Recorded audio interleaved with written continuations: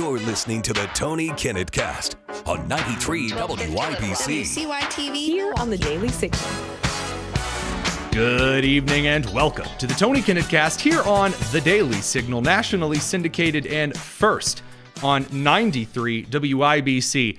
The Trump administration is hitting home on one common theme right now, and they are hitting this particular theme as though they've got a giant mallet and they're smacking just the gong over and over and over and over.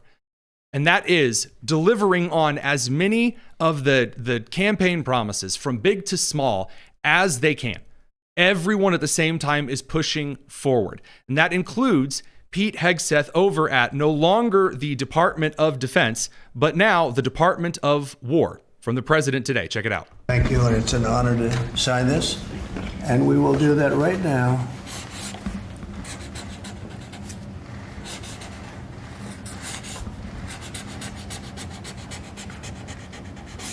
I think that's a big one, I'll be honest. Now, that is both his 200th executive order, as well as one of the more important renaming American kind of cultural reset points.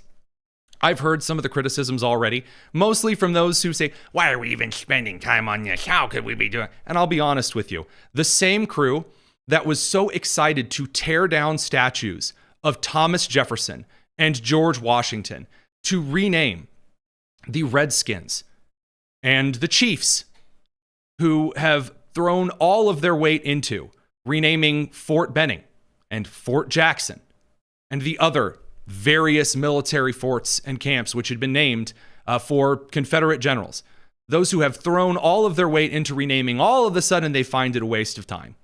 Now, the other crew who believes against this particular thing, this is somehow this is a warmongering move to name it the Department of War. That means they're on the warpath. No. The era of the U.S. doing the gentle parenting thing. Okay, Timmy, this is the Department of Defense. The Department of Defense, which lost the Korean War because we didn't win it, which lost the Vietnam War. We did not win it. Who bungled Operation Enduring Freedom, the Iraq and Afghanistan war. Why? Because it was all about coalition building and friendship and nation building and democracy building. That's not what the American military was built for. It was for overwhelming force, moving in, conquering, delivering the will of the American people. By the way, that is America first. That is what defined the Monroe Doctrine and the new video, because, Pete Hegseth being a former TV host, as well as a decorated veteran himself, he put a little video, or had his team put a little video together, and I think it's pretty good. We won World War I, and we won World War II, not with the Department of Defense, but with a War Department. We're focusing our military on its core mission, crushing America's adversaries.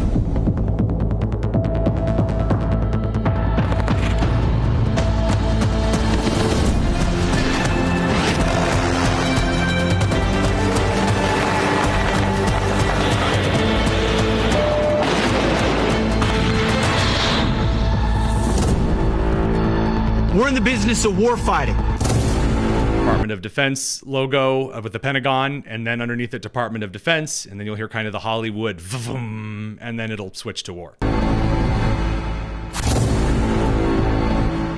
I mean, it's cool. I agree. Because again, to speak softly and carry a big stick doesn't mean hiding the stick somewhere. If you mess with the United States, then you will, in fact, face the consequences, by the way, which is being learned right now in the Southern Caribbean off the coast of Venezuela. The Monroe Doctrine means that the United States ensures the Atlantic, as well as the North and South American shorelines, remain free of bad actors and European and Asian intervention. And it is something that must continue. So as we showed yesterday on the show, there was a little fleet of fishing boats and some of the Venezuelan Coast Guard, which tried to go buzz the U.S. Navy, along with two Venezuelan Maduro regime military aircraft that flew near a U.S. Navy vessel later yesterday, essentially to try to spook the U.S. Navy, which had struck a cartel narco-terrorist boat carrying a lot of drugs and killed 11 narco-terrorists. And so, of course, Venezuela in itself is really upset about this. Oh, they took down a fishing boat. Yes, because I always go fishing with massive crates of cocaine. I mean, clearly, especially if I'm, heading out for a day with the 80s finance bros. You got to have a little nose powder to do some fishing. You feel me, producer Nick? Really brings the fish to the surface. Really does bring the fish to the surface. Yes. And you can catch fish lightning fast when you've got two fishing rods that you're winding up at lightning high speeds. Popeye has nothing on you. Again, the Navy and the Department of Defense, now the Department of War, are not cowed. From the Department of War. Today, 2 Maduro regime military aircraft flew near a U.S. Navy vessel in international waters. This highly provocative move was designed to interfere with our counter-narco-terror operations. The cartel running Venezuela is strongly advised not to pursue any further effort to obstruct, deter, or interfere with counter-narcotics and counter-terror operations carried out by the U.S. military. And that is absolutely correct. Here was Trump more on the impending quiet in the Caribbean today. And when I see boats coming in, like loaded up the other day with all sorts of drugs, probably fentanyl mostly, but all sorts of drugs, and we're going to take them out. And if people want to have fun going on the high seas or the low seas, they're going to be in trouble. I will tell you, boat traffic is substantially down in the area that happened. And they called it the runway. It's a runway to the United States. And boat traffic is very substantially down on the runway. You can imagine why. I think anybody that saw that is going to say, I'll take a pass. I don't even know about fishermen. They may say, I'm not getting on the boat. I'm not going to take a chance. What happens if Venezuela flies jets over U.S. naval vessels again? Well, I would say they're going to be in trouble.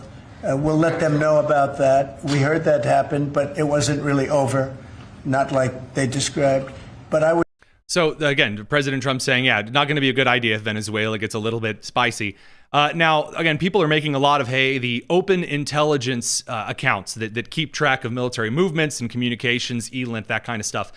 There are 2 groups. One group who over-sensationalizes everything pointed out that there is a couple of squadrons, I believe, of F-35s, which are being deployed to Puerto Rico.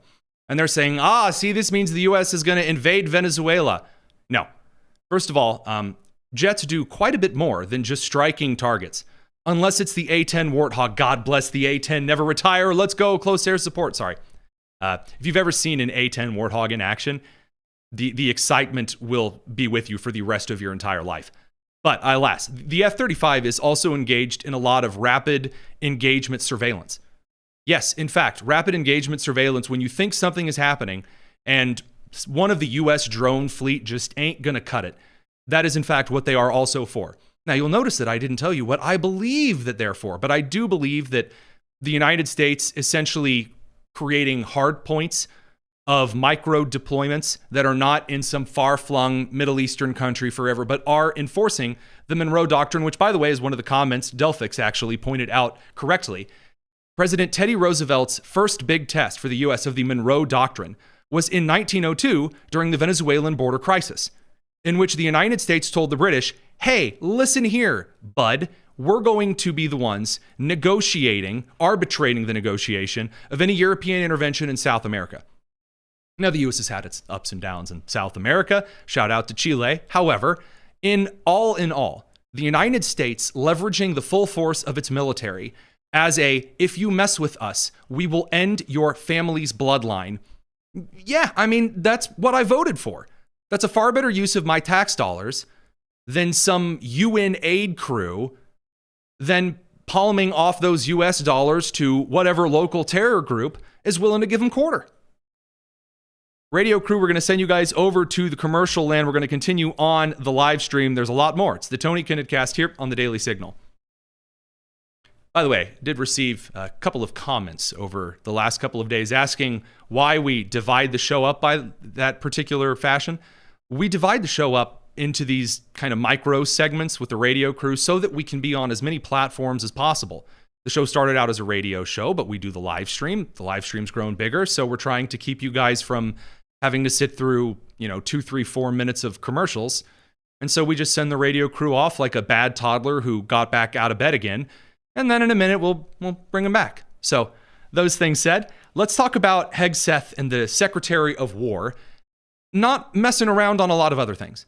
There are a few holdouts from the Biden-Obama era, kind-hearted, lovey-dovey military angle that are showing their, essentially are trying to moon the rest of the United States by expressing themselves in the most exciting ways possible. And one of these individuals is a Navy commander, now I shall say a former Navy commander, who decided that it would be a great idea to promote how important she is as the transgender healthcare medical director at a naval center in California.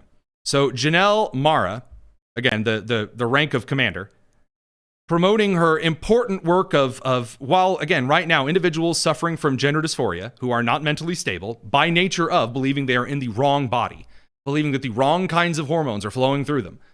That right now, that the transgender situation being the way that it is in this country, having someone in the Navy who is using their post to express rather political means, my focus on women's and LGBTQ plus health. The plus is very exciting. Pronouns, she and her. Oh, so special.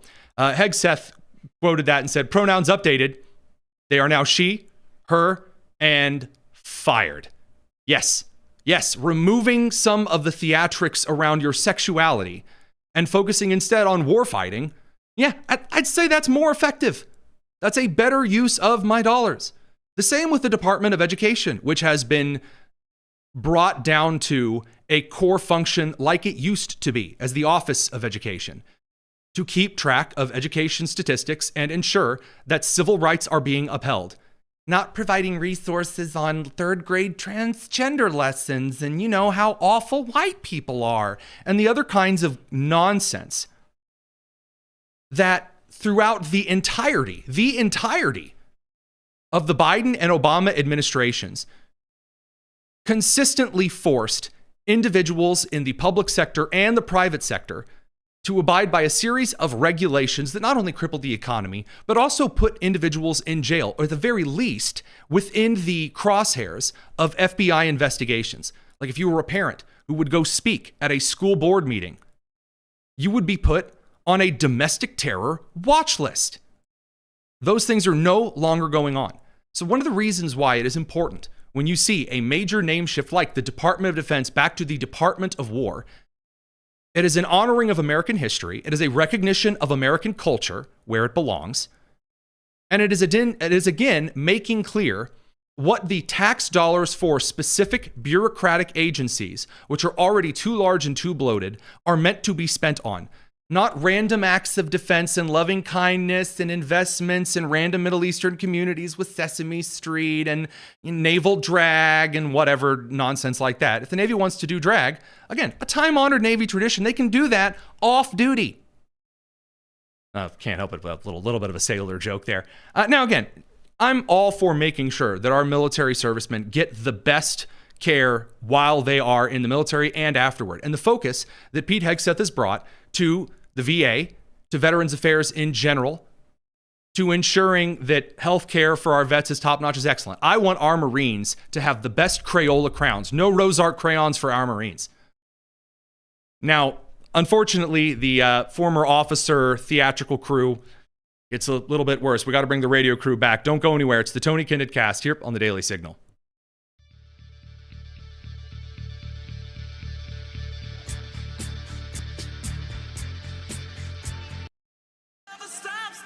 This is the Tony Kinnett Cast on 93 WIBC.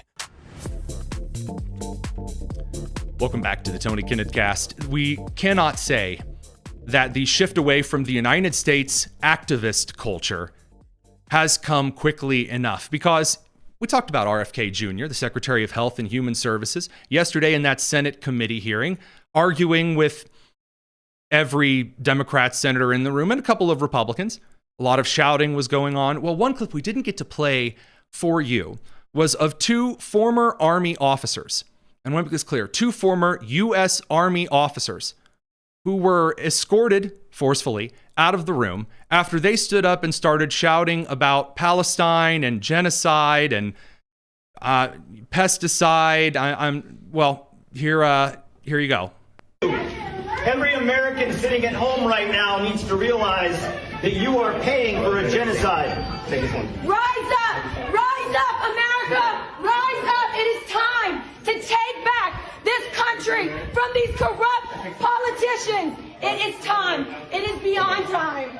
Okay, so the two actors in this particular situation, one would be Tony Aguilar. He's got a couple of issues that we're just not going to get into right now because this man's got problems. Number one is that he has been caught repeatedly just blatantly lying about very obvious videos. And yes, that Tony Aguilar. That one. For example, that there is this boy that in the Middle East, in Gaza, that was dead. He saw him dead with his own eye. He watched him die, bleeding from the abdomen. And actually, now all of those stories have had to be retracted because the boy is, by all biometrics, totally alive and left his stepmother's house and went to go live in his mother's house. And no one actually did the due diligence to check on that story. So we're going to leave Tony Aguilar alone for a minute. The lady, however, yelling in this particular story, yes, what a lovely peach of a young lady there. This individual's name is Josephine, and then I want to make sure I get the name right here. Josephine Guilbeault. Now, Josephine Guilbeault, of course, shouting, "Rise up, America." Again, always someone in an army uniform shouting about political action. I don't like that, but we'll get there. I want to play this again here. Rise up, America! Rise up! It is time to take back this country from these corrupt politicians. It is time. It is beyond time. All right, so a little bit of problem here that I have.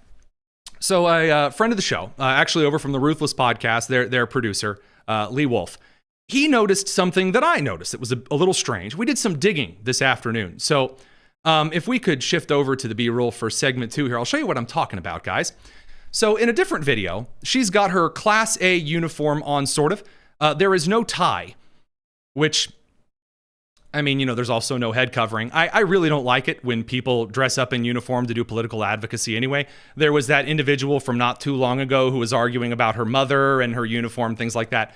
So Guilbeault here claims to be a 17-year veteran in the intelligence community and also was active in U.S. Cybercom. Now, that brings us to a couple of problems. And this is where I start to get extra annoyed. So first of all, to dress up in your Class A's, your nicest service uniform, in order to get out there and be political, I got enough of a problem with that. That's like a really gross misuse of what the service uniform is for. Number two, there's an issue on the uniform itself. There's some discrepancies. So first of all, the big Palestine flag heart pin pinned on the lapel above the fruit salad. The fruit salad, for those who are listening or don't know what I'm talking about, the fruit salad, that's the ribbons on the chest and the stuff surrounding those ribbons. That's kind of rough enough. But then Lee and I, we took a closer look at the ribbons on her chest, and we get to an issue. So Lee points out the bottom left ribbon, that with the yellow, the gold, with the two thin red stripes on the outside, that is what appears to be the United States Marine Corps reservist ribbon that they stopped giving out in the 1960s.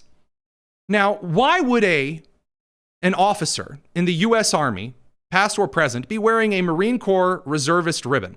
That's just what the ribbon looks like. Also, the device that I saw on there at the time, I was like, I don't know what on earth you would have oak leaf clusters on a Marine. What are you, like a super reservist? That's a little weird. And then Lee pointed out he had no idea what the ribbon to the two ribbons to the right of it was. There was like a gray ribbon with some blue banding on it, and then a white banding with some blue and red banding on it. This is where I got to doing a little bit of digging. And I discovered that you can basically go one of two routes here, because she claims to be a U.S. Army officer. She doesn't claim to be part of the National Guard. None of her forms out there say that she's ever worked with the state National Guard. Keep that in mind. Now, when I look at the U.S. Army ribbon guide for precedents and things, I don't see anything on there that looks like anything in the bottom ribbon row at all. Nothing whatsoever that looks like that. In fact, what I find is that the ribbon that she's wearing on the bottom right appears to be a ribbon from the Air Force Junior ROTC. JROTC ribbon for the Air Force Association ribbon that has been flipped upside down. A little bit weird, I would say. Rather strange. So either A, she has no idea what she's doing and she's just stapling extra ribbons onto the bottom of her uniform to appear more impressive when she's hauled away. And I'll tell you the other reason that I think that's probably the likelier of the two. Another comment pointed out that there are similarities to the Louisiana National Guard ribbons. So first of all, if you are in active Army officer duty, meaning that you are in like the real, correct, full status federal Army, you do not wear National Guard ribbons. You don't wear them. If you are assigned, if you are taken out of your battalion and you are placed instead in the regular Army for a special operation, you are no longer listed as National Guard. You're in the federal Army. You do not wear National Guard ribbons in that particular case. Additionally, there's no evidence she's in the Louisiana National Guard or she was ever in the Louisiana National Guard. On the Eisenhower Institute stuff, no evidence that she was a part. It's not listed. So while there are some like general excellence medals and longevity awards and things like that in a Louisiana Emergency Service Medal, I also have a bit of an issue why there would be oak clusters on an emergency service medal for someone who claimed to be in cyber intelligence. I'm sorry, I really don't like stolen valor. It really irks me. I'm not accusing her of such, but this is why whenever I start looking at ribbons people show up dressed up in, I get really, really bothered when political advocacy shows up. Additionally, last but not least, she wears on her uniform, over on the left above her name tag, a unit insignia, presumably for the cyber defense unit she was a part of. That is different from the Louisiana's, I believe it was like the 417th for the Louisiana National Guard unit insignia for intelligence. So all I will say is that that's some pretty suspicious stuff. The leftist coalition in advocacy, they really do bring like their worst and most embarrassing in a way that really a lot of Americans just can't get on board with. Case in point, Dearborn Heights Police Department, that's up in Dearborn, Michigan, has released their new police uniform badge. And it's got some Arabic script on the front of it. And that's bothered a lot of Americans because I was told for quite a long time that, you know, Americans were usually served by American police departments.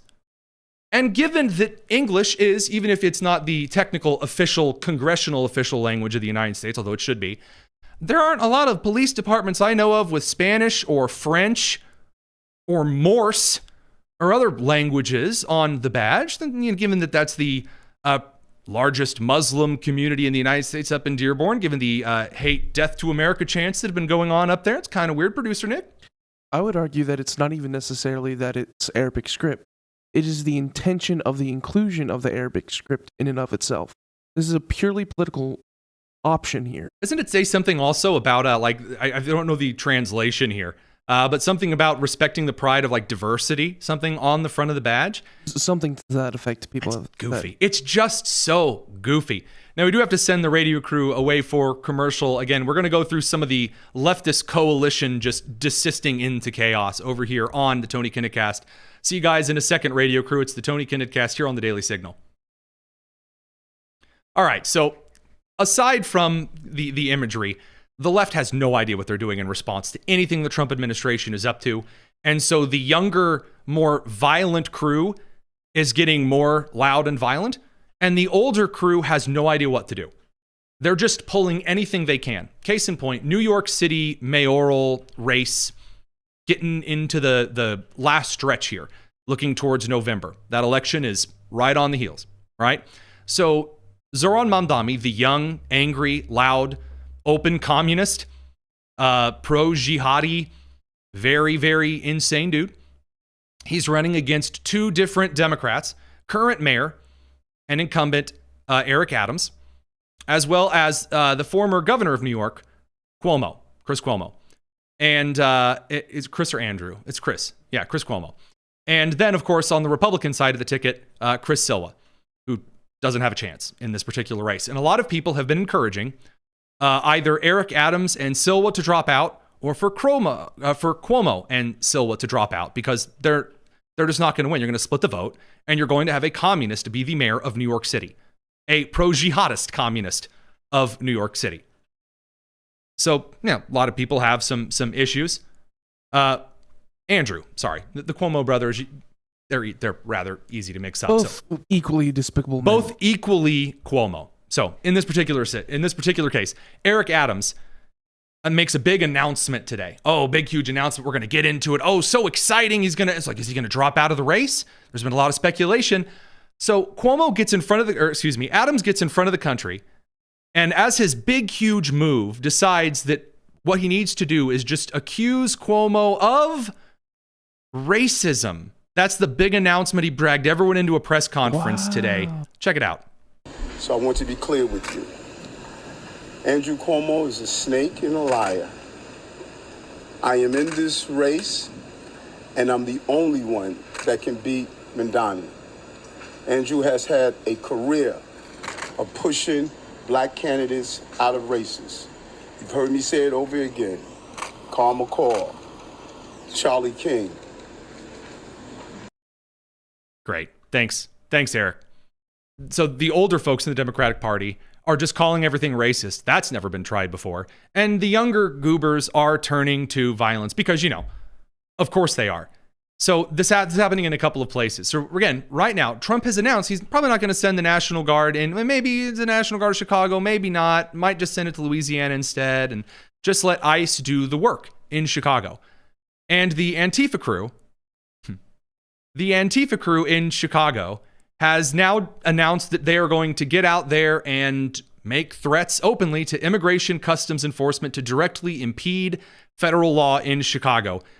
This is absolutely how you get the National Guard. Hey, Chicago, many of you saw that I got arrested blocking a van outside of the ICE processing facility in Broadview, Illinois, a Chicago suburb located at 1930 Beach Street in Broadview, Illinois this past week. This morning, we had a follow-up action where a number of protesters blocked entrance into the ICE facility. There were so many people that ICE turned around and the police refused to arrest those protesters. This action was scheduled to end at 9 a.m. this morning. It is Friday, September 5th. But now that we know that works, now that we know that ICE is running scared, they do not want you here. They are located here because it is inconvenient for people from the Chicagoland area to get out here. And because the village of Broadview has 7,900 people, vast majority of them are non-white. Yes, that's it. The vast majority are non-white. Good. Keep it up. ICE is hiding out in this community. They've run out of Chicago. They're running scared here too. ICE is not running scared, hon. That's misreading the situation to the extreme. We are going to be here past night. It's now 10 a.m. We are going to be here as long as we can be, because now that we know that this works, what's going to stop us? So come on down, come with friends, and hope to see you there. If you can't make it, share. I'll be here. ICE, get the out. Good luck. Good luck to you. You want the Trump administration to send in the National Guard like they did with Los Angeles? This is how you get it.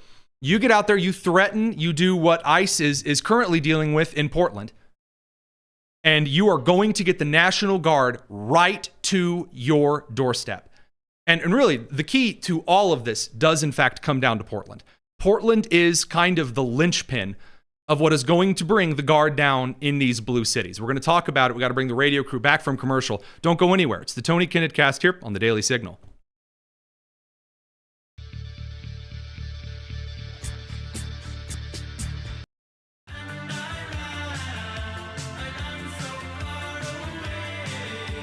This is the Tony Kinnett Cast on 93 WIBC.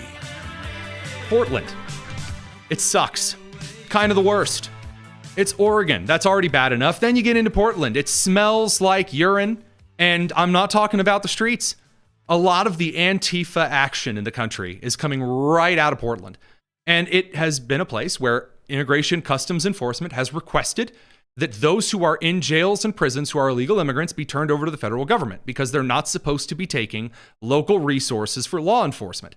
And again, they're illegal. They're not supposed to be here. Many of them are essentially already in situations where there are likely to be federal charges, like drug charges, sexual abuse charges, murder charges, etc. And so Portland, in its great, definitely not insane progressive stance, has decided to say no. And Antifa has backed it up. ICE was sent in, and over the last 80 days, I want to make that clear, over the last 80 days, the ICE facility in Portland has effectively been under siege by Antifa. So this is a clip from Fox News. I think this is airing from some of the post-millennial footage. You can see the police who have been like basically people have called the police in Portland who live near the ICE facility, because people live in the city. And they've said it's loud all times of the day and the night. There's violence. There are constant riots. Can you please send police to remove the protesters? They're breaking laws that aren't just involved with ICE and even violence. You're not allowed to get out there, blast loudspeakers at 2 a.m. when people are trying to sleep. You're disturbing the peace. And the city of Portland, I know, shocker, they've done nothing. There has been a general failure of response from first responders reported by the residents as well. Ambulances and fire response has been blocked. It's ridiculous. And now it gets better, and by it gets better, I mean it gets a lot worse. So the Antifa crew decided to, because already they're winning such a fantastic war against federal law, they have now dragged a guillotine, which I was told by the left was like, oh, because there was like a gallows that was erected like at one place, and like somebody chanted about Mike Pence, that meant, oh, only that kind of violence appears on the right. Ooh. So the left drags out a guillotine and, of course, plays a lovely song about dragging out the guillotine. This footage is from the post-millennial. Check it out.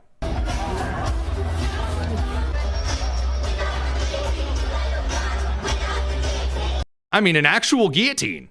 And then a song chanting happily in the background, bring out the guillotine.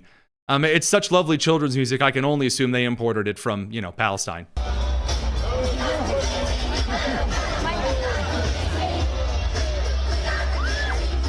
So the Department of Homeland Security, under Kristi Noem, like Pete Hegseth, they're no longer messing around.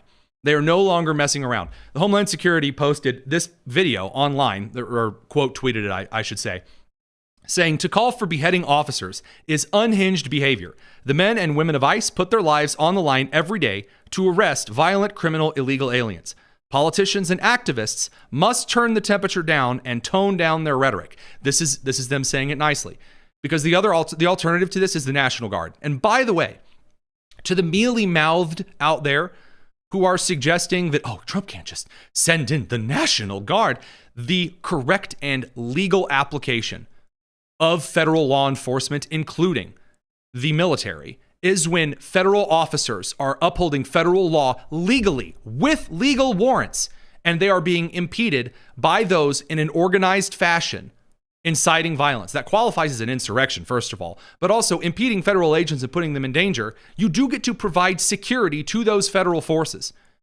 And as if I haven't been saying this, here's President Trump today making that case exactly. I will say this. I watched today. I didn't know that was continuing to go on, but Portland is unbelievable what's going on in Portland.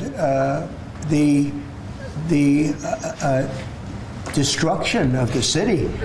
Well, I'm going to look at it now because I didn't know that was still going on. This has been going on for years. So we'll be able to stop that very easily. We'll be able to stop it. But that was not on my list, Portland. But when I watched television last night, this has been going on. You wouldn't be standing if you were the mayor. You would be. Can you imagine what they're doing? They're walking in throwing smoke bombs into stores. These are paid terrorists. Okay. He's correct. He is 100% correct on that. And now that brings us over to the actions from the Department of Homeland Security itself, which are really, really on point. So today, the largest immigration raid in history occurred today in Georgia. It was a collaboration by the Department of Homeland Security, the Department of Justice overall, the Bureau of Alcohol, Tobacco, and Firearms of Atlanta and Georgia. And it essentially, it was the raiding of a large Hyundai facility where there were over 1,200 or 1,500 people were working in the facility before the raid. Over 1,400. Over 1,400. Yeah. Now there are only 900 people working in the facility. This is a clip that was uploaded earlier today from Homeland Roz. Security, we have a search warrant for the whole site. We need construction to cease immediately. We need all work to end on the site right now. Warrant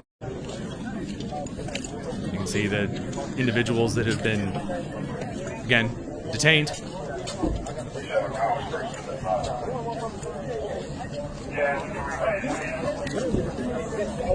475 detained. And by the way, I really do enjoy some of the pearl clutching from those on the legacy media side of things who have suggested, how could you? You don't even, they're asking for your immigration papers or your citizenship papers. People don't even carry those. I carry my Indiana driver's license with me at all times. I have a lot of documents in my wallet which prove I'm supposed to be here. Amazing how that works. ID is in fact a very basic function of civilization, especially at a time when there are verified threats of those who are not carrying proper identification. It is hilarious to watch folks try to thread that particular line. What else is rather hilarious, and I'd say I'm just a little suspicious, this posted also today that President Joe Biden just so happened to issue an executive order on Hyundai investments in Georgia. So amazingly enough, this same Hyundai facility was targeted specifically by Joe Biden's economic agenda. This plant was announced during my trip to the Republic of Korea in May, and I am excited for the groundbreaking happening months ahead of schedule. Hyundai's commitment to invest more than $5 billion and create more than 8,000 jobs making electric vehicles and batteries. Well, not 8,000 American jobs, will help boost the entire community around Bryan County with good jobs people can raise a family on and ultimately help lower the costs for American people. I would say rather apropos, no? That the facility that Biden put so much time and love and care in just so happened to hire a lot of individuals who are not legal immigrants. So either the individuals who were hired at this plant falsified E-Verify documents, or this particular Hyundai facility or Hyundai's corporate offices, someone somewhere chose to ignore that these were illegal immigrants that did not have the appropriate work documentation or visas to be in the United States working. And I happen to know that when there are plants around me here in Indiana that open up auto manufacturing plants, those jobs are taken within an instant. So don't tell me these are just jobs that Americans wouldn't want to take. Working for a car manufacturing plant in some of these places, these are like really good jobs. Ask someone from Detroit about what auto manufacturing jobs are worth. You're never going to see the major revival and boom of the 50s and 60s auto industry. It just doesn't work that way anymore with the technology and how things function. But the jobs that are there are extremely important. And if you're going to be here in this country, you got to play by the rules. Sorry. Oh, wait. I'm not sorry at all. And neither are the majority of American workers. So we're going to get into the economy and a few more things along those lines here in a second. Radio crew, we have to send you over to the commercial. Don't go anywhere. Over on the live stream, that is. It's the Tony Kinnett Cast here on the Daily Signal. A few more things out of Savannah. The Savannah is where the Hyundai facility was. It says, from the Associated Press, the state of Georgia and local governments are on track to give $2.1 billion in tax breaks and other incentives to the Hyundai Motor Group after the South Korean automaker and a partner announced last month, this is during the Biden administration, that it will invest an additional $2 billion at an electric vehicle complex it's building in Georgia. Associated Press calculations show projected incentives will rise by more than $290 million from the $1.8 billion deal originally announced last year. Only $2.75 million of that represents additional cash from the state. The rest will come from increases in tax breaks. This is why I do not like corporatism from the United States government. I don't care who's in office. I hate this. I don't care for the idea that we are going to incentivize corporations to come into the United States with large amounts of your money. And then the company just breaks the rules. Now, the odds that all 475 of those detained, let's be nice. Let's say that of those that are detained, 100 of them left their wallets home. Just one of those days. I mean, come on. Like, I've left my wallet at home before. Definitely not when I have driven anywhere. But we've all left our wallet at home, perhaps, unless your, driver's license is super glued to your thigh. I don't know why you would do that, but benefit of the doubt here. So if 300 were detained and not left their licenses at home, they are illegal immigrants. They don't have their visas here in the United States correctly. Are you telling me 300 people who all went to work at this plant, all independently falsified their E-Verify documents? It could happen. We saw this at the food processing plant in Omaha, Nebraska, but that was like 20 or 30 people had falsified their E-Verify documentation. I just find it a little bit suspicious that someone in Hyundai is that bad at their job they didn't check this. So the Hyundai Corporation getting tax breaks, big tax breaks from the Biden administration, now finds out that, wow, it just so happened to be getting, great bargains, and also he gets slave labor. Woohoo! Problem. Sorry, bit of an issue for me. So when we look at the scrutiny that is being applied to the illegal immigration issue in this country, one of the key reasons why Trump has built, instead of a coalition of socialists and the Antifa anarchist radicals, the LGBTQ crowd and the pro-jihadists, and then old white liberal women, that coalition is far weaker than the weird amalgamation of the Bill Clinton populist kind of former Union labor Democrats, and then the conservatives and the pseudo-libertarians on the right. That coalition is stronger, is because the left keeps propping up this Hyundai garbage. That is ridiculously insulting to everyone who is a citizen in this country. You and I pay taxes.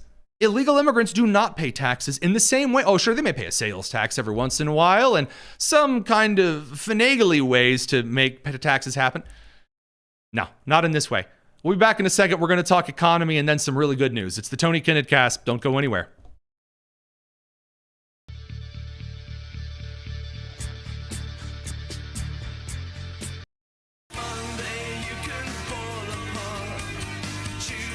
This is the Tony Kinnett Cast on 93 WIBC.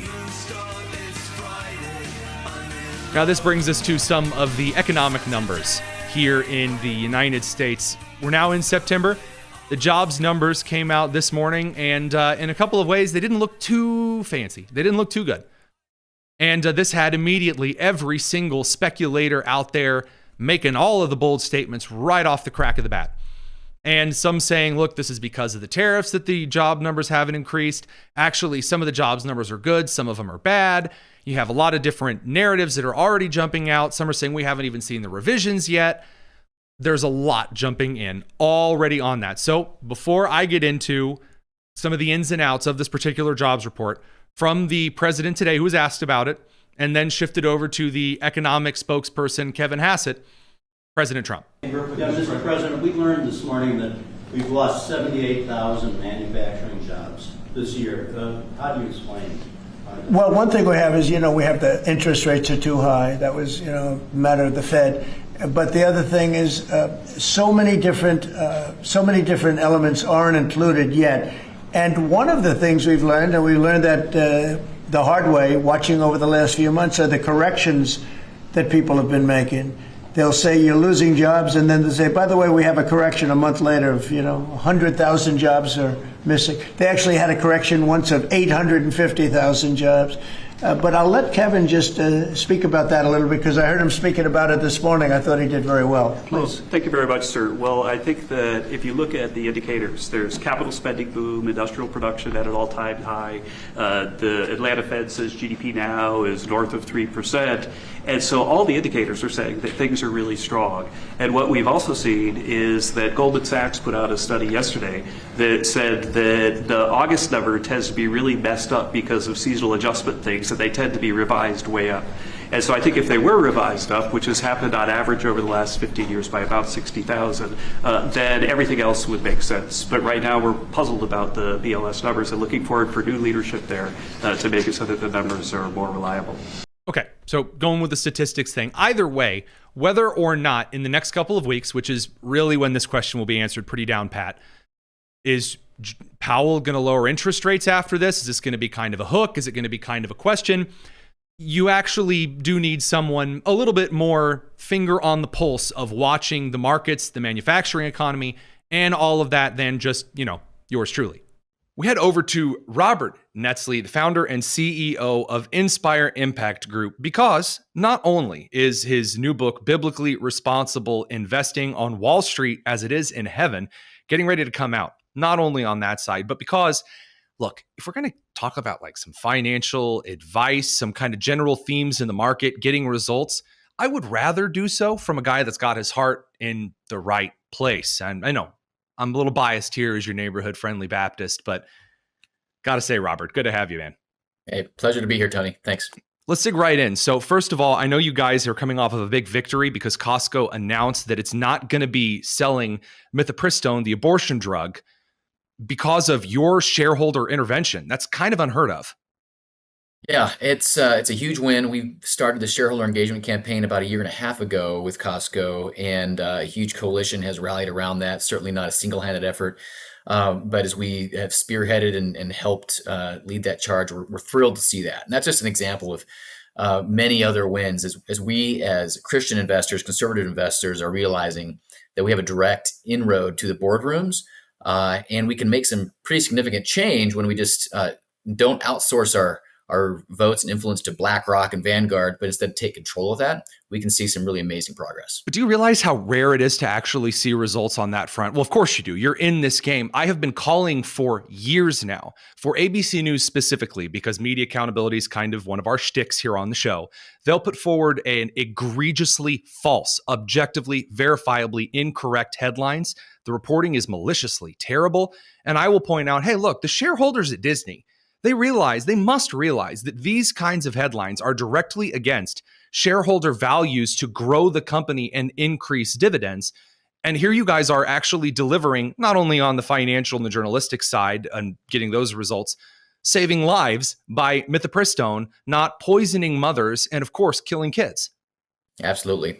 Yeah. And the tide really is with us. We've been among the fastest growing investment firms in the nation the past several years. We're managing about $3.5 billion of assets under management.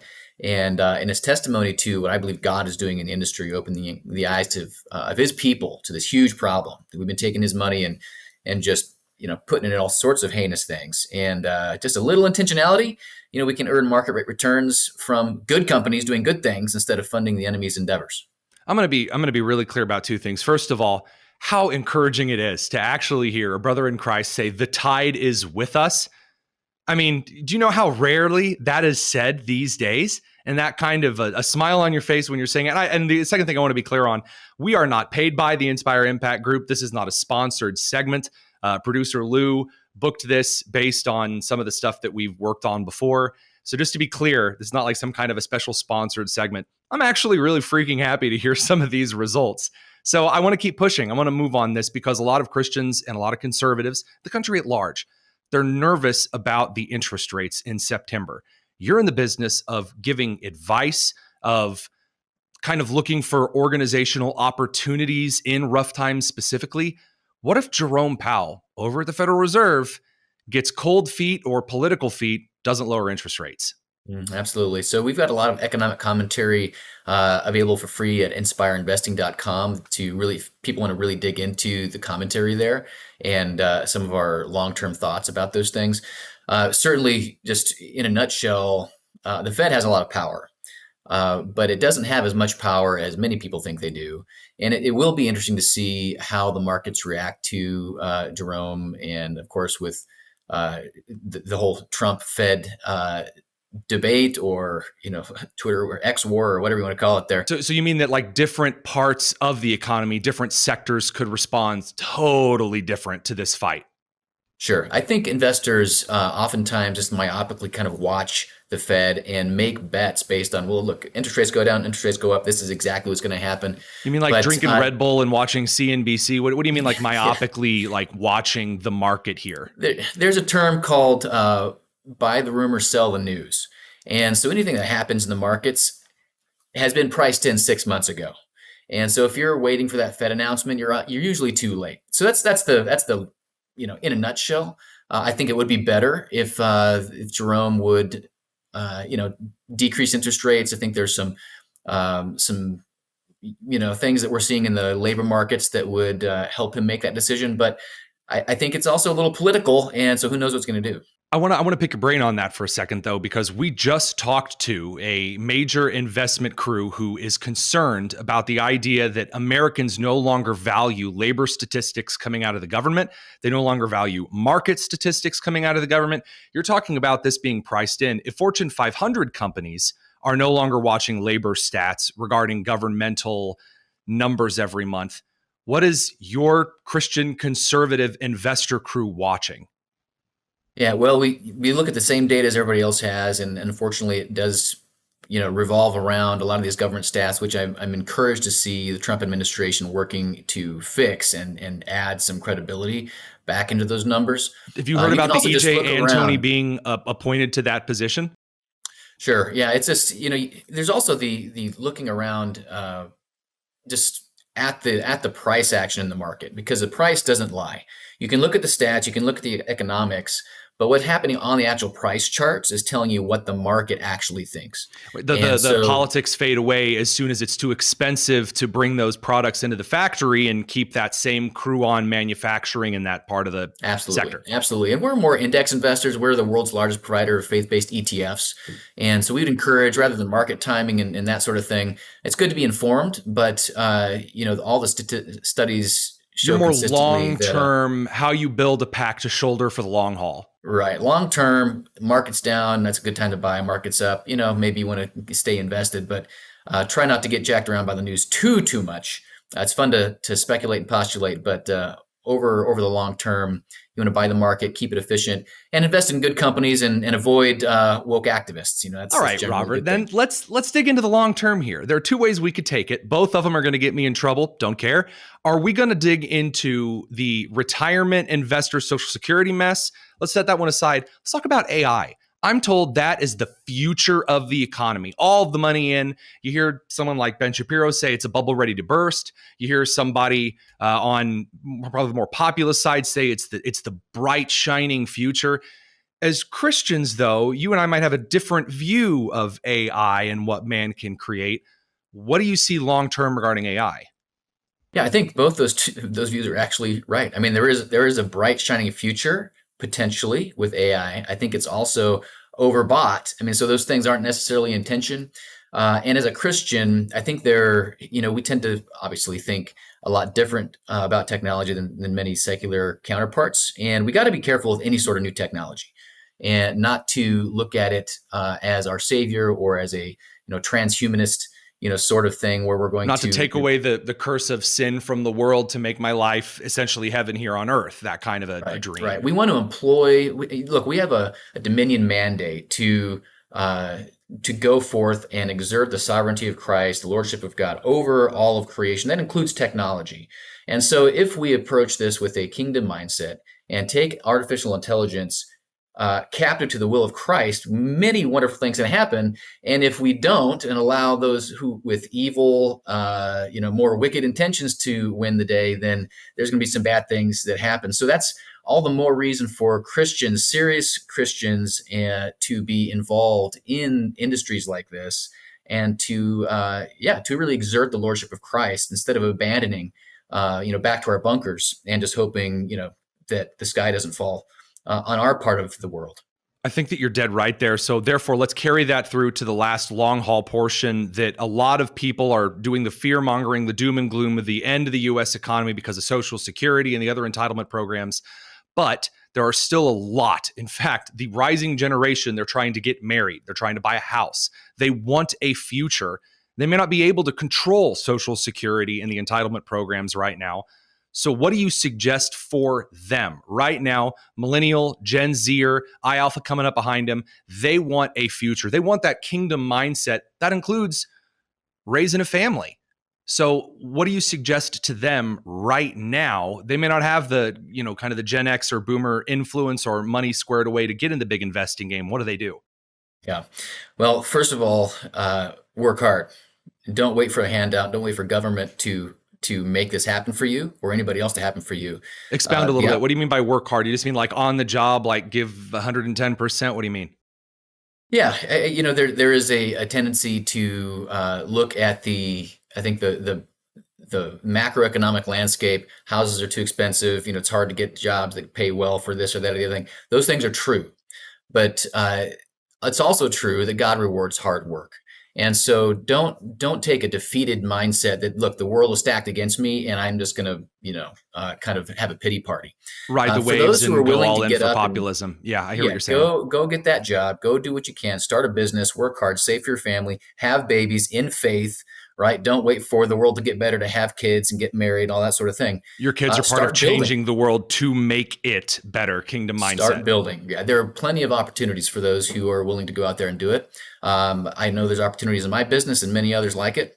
And so I'd encourage you to, it really is a matter of faith. If we have trust in the world economic system, the U.S. government, and the economy, we're going to have a very pessimistic outlook. If we have Robert, faith in the all-conquering Lord and Savior, I'm sorry. Are you suggesting that the doom and gloom that we often push in the media may not actually be the kind of things that everyday Americans are finding when they go out and they touch grass, they go to their local church, they get involved? I'm shocked. Yeah, it's shocking, right? Look, I'm optimistic. I've read the end of the book, Jesus Wins. He is on the throne and he's in charge. And those who are working with that in mind, we know that all things work together for the good of those who love him and are called according to his purpose. And we have reason for hope. It doesn't mean things aren't going to get tough. It's not going to be challenging. No, but Christ pays for what he orders. Yeah, absolutely. Yeah. I mean, if he's called you and me and our listeners and viewers to a purpose, to something specifically actionable, then he's going to make sure that the resources are there for those needs to be met. I don't know what that looks like. I'm not, not doing a prosperity gospel thing. And we know that you're not. Otherwise, we wouldn't have you on the show. Absolutely. Absolutely. I got to say that a really refreshing interview. Robert Netzley, Biblically Responsible Investing on Wall Street as It Is in Heaven. That's Canon Press. That's coming out. When is that coming out, actually? It's available right now. Starts shipping in a couple of weeks. So get it while it's hot. It's on sale at canonpress.com right now. You got it. Robert, we're going to have you back, man. Thanks for your time. Thank you. Pleasure to be here. All right, right before we finish out the show, there's one big thing that was said today I wasn't expecting. So Speaker of the House, Mike Johnson, again, Congress is back in session. They're back from the recess. They're gearing up for another big, huge financial fight. And Mike Johnson, Speaker of the House, he got some, he got a little Epstein question about the President of the United States and the Epstein list and all of this kind of conversation here. And it was... Again, I was expecting a response. I don't think I was expecting Speaker Johnson to say this. He's not saying that what Epstein did is a hoax. It's a terrible, unspeakable evil. He believes that himself. When he first heard the rumor, he kicked him out of Mar-a-Lago. He was an FBI informant to try to take this stuff down. He was an FBI informant to try and take this stuff out. We'll let him finish the rest of this. The president knows and has great sympathy for the women who have suffered these unspeakable harms. It's detestable to him. He and I have spoken about this as recently as 24 hours ago. Okay. Producer Nick, your initial thoughts on that? When we first began discussing the Epstein situation, I did propose this theory before we had even had the victims come out and say this, as I had done quite a bit of research into Epstein himself and the island as we began preparing to discuss the situation on the show the first time.